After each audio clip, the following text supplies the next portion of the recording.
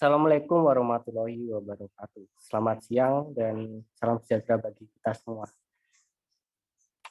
Sebelumnya saya ucapkan minal aidin wal faizin. Mohon maaf lahir dan batin bagi yang merayakan. Baik, gimana kabarnya teman-teman sekalian? Baik, Sehat. Pak. Alhamdulillah. Baik, Pak. Alhamdulillah. Baik, Pak. Semoga selalu baik dan diberi kesehatan selalu.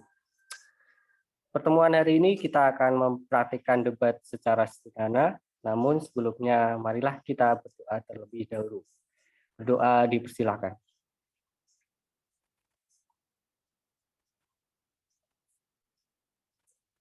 Berdoa selesai. Jadi sebelumnya saya akan mengecek kehadiran dulu ya. Yang pertama Nova Dia Fakri Ramadan.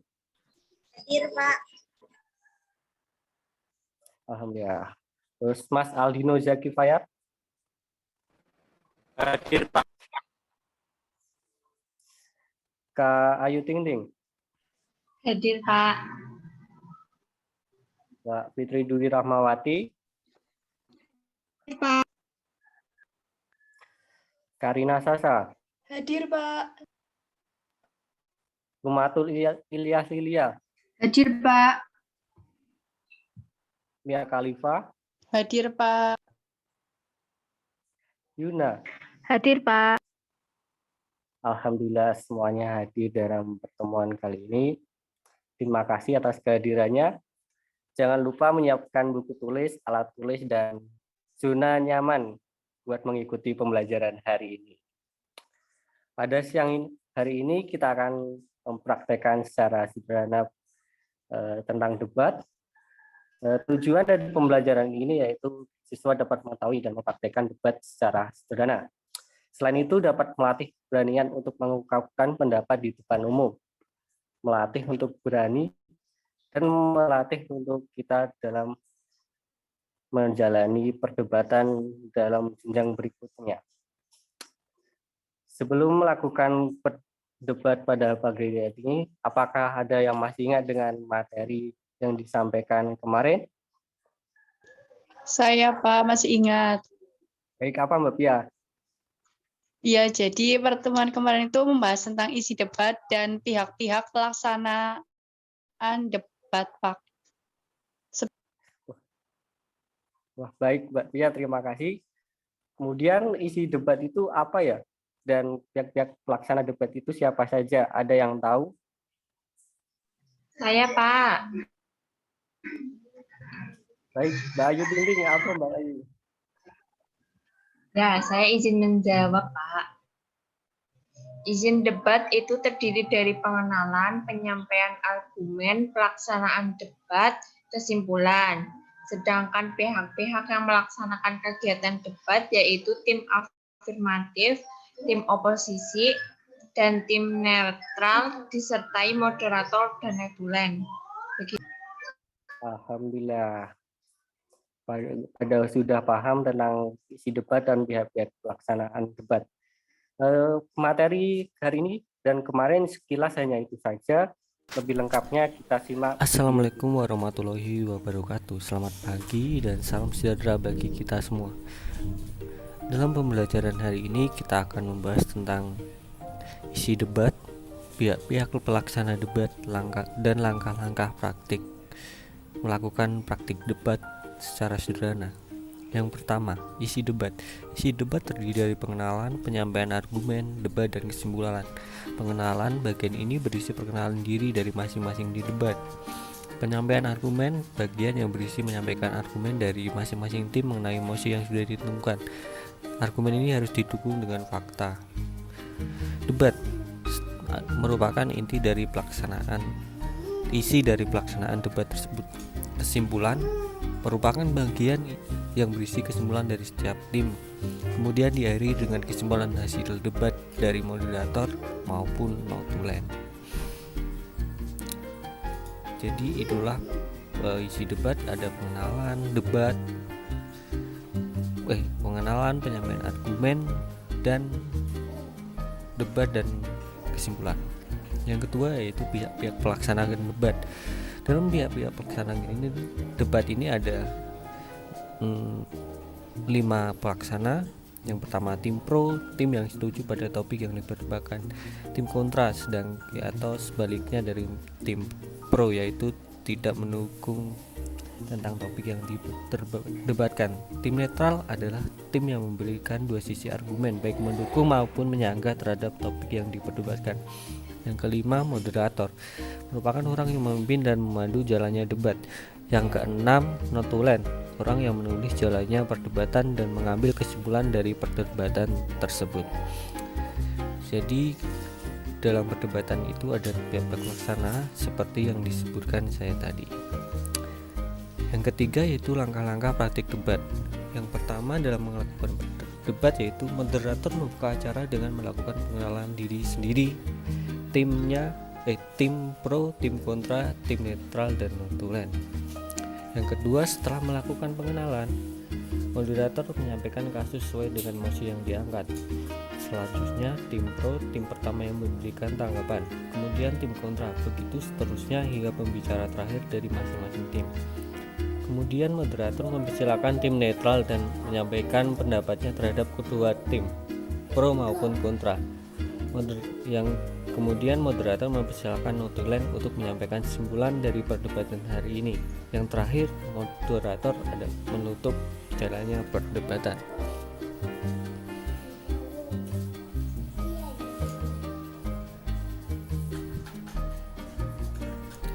Mungkin itu saja materi hari ini. Terima kasih telah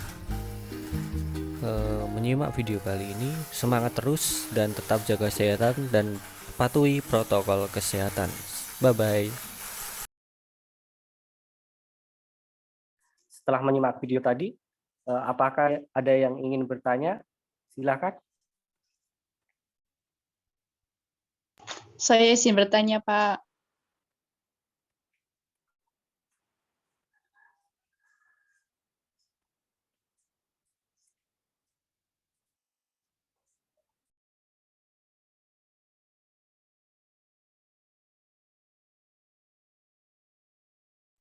Halo. Saya izin bertanya, Pak.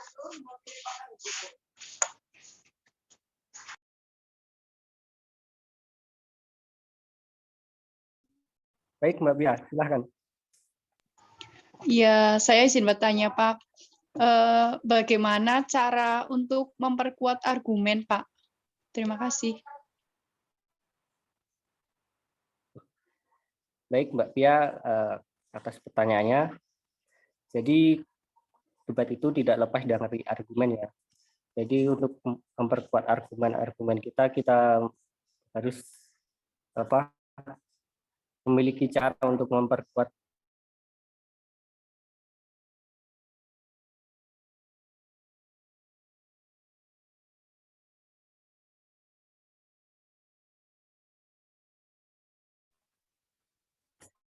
Mohon maaf, tadi kendala sinyal. Apakah saya terdengar lagi suara saya? Sudah, Pak. Alhamdulillah. Jadi untuk memperkuat argumen ada 3 langkah, yaitu yang pertama tunjukkan kelemahan lawan. Saat berargumen dengan seseorang, pastikan kamu tahu kelemahan-kelemahan dari lawanmu. Ya, jadi pada saat giliran berbicara, selain menyampaikan argumenmu sendiri, tunjukkan juga kelemahan dari lawanmu, agar argumen yang kamu berikan terlihat jauh lebih kuat. Yang kedua, hati-hati dalam keliruan. Keliruan yang muncul secara tidak sadar dalam debat seringkali kesimpulan yang diambil adalah salah. Agar hal seperti itu tidak terjadi, maka kamu harus memikirkan kesimpulan dari argumenmu sebelum kamu berdebat.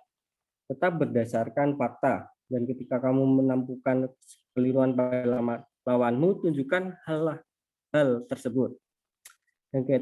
Yang ketiga yaitu bertahan dengan argumenmu sendiri. Nah, kamu merasa argumenmu kamu sudah mulai lemah. Namun kamu harus tetap mempertahankan argumenmu itu. Tunjukkan sumber yang kuat dari argumenmu itu. Jika kamu merasa kamu akan kalah, kamu harus tetap fokus. Jangan terpancing hingga mengeluarkan argumen yang salah bahkan melenceng. Baik, begitu Mbak Pia. Iya, Pak. Terima kasih. Ya, sama-sama. Apakah ada yang ingin bertanya lagi? Kalau tidak ada yang bertanya, mari kita lanjutkan dengan praktik debat dengan tema dibukanya sekolah tatap muka pada semester genap di masa pandemi COVID-19 ini. Kemarin saya sudah membentuk kelompok dan saya sudah menunjuk kelompok untuk berdebat kali ini. Silakan untuk kelompok yang saya tunjuk. Kemarin kelompoknya Mbak Nova, silakan Mbak Nova mempraktikkan debat. Baik, terima kasih. Selamat pagi teman-teman. Assalamualaikum warahmatullahi wabarakatuh. Perkenalkan, nama saya Nova Diadara. Saya di sini sebagai moderator atau penanggung jawab jalannya debat pada hari ini. Baik, perkenalan selanjutnya dilakukan oleh tim afirmasi. Silakan.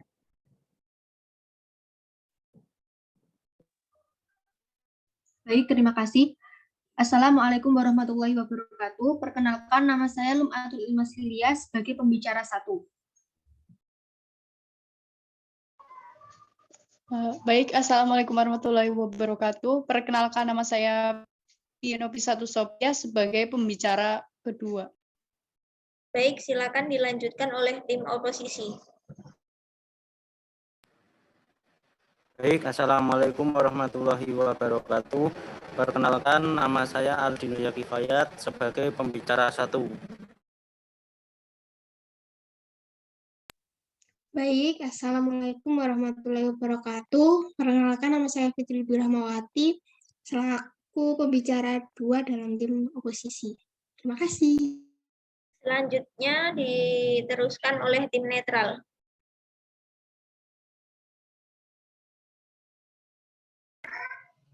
Assalamualaikum warahmatullahi wabarakatuh. Perkenalkan, nama saya Titik Raras Laksila. Baik, selanjutnya notulen. Baik, Assalamualaikum warahmatullahi wabarakatuh. Selamat siang. Perkenalkan, nama saya Karina Sasa sebagai notulen. Terima kasih. Baik, pada bulan November lalu, Menteri Pendidikan dan Kebudayaan Nadiem Makarim mengumumkan bahwa pemerintah sudah mencabut aturan larangan sekolah tatap muka di masa pandemi COVID-19. Kemendikbud menjelaskan bahwa pemerintah akan mengizinkan sekolah tatap muka dan memberikan kewenangan sepenuhnya kepada pemerintah daerah. Bagaimana mereka, Indonesia, apakah sudah siap membuka sekolah-sekolahnya dan menyelenggarakan sekolah tatap muka lagi?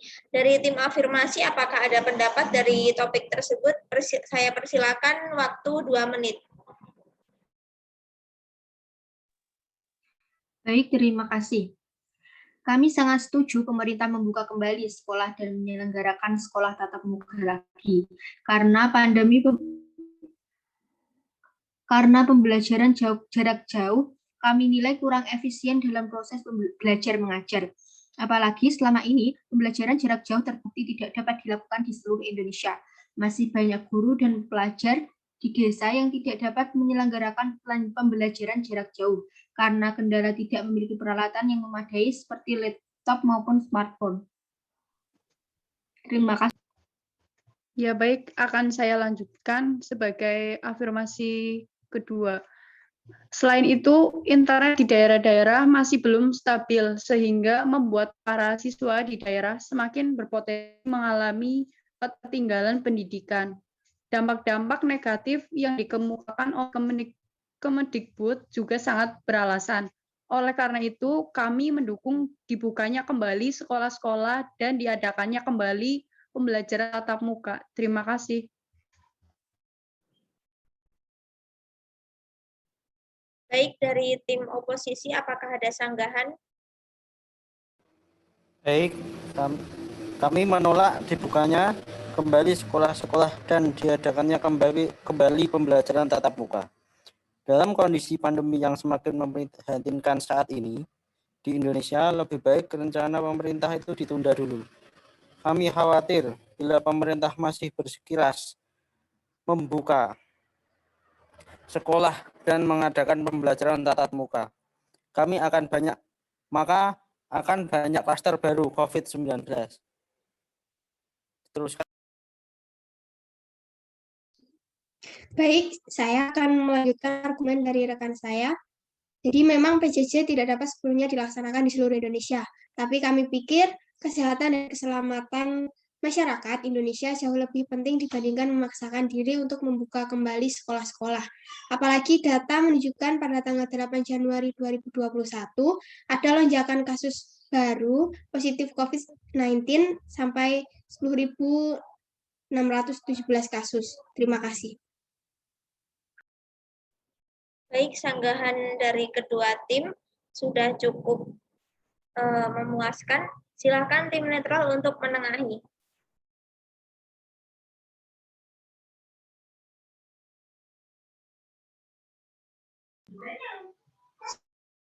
Sebagai tim netral, kami bisa memahami masing-masing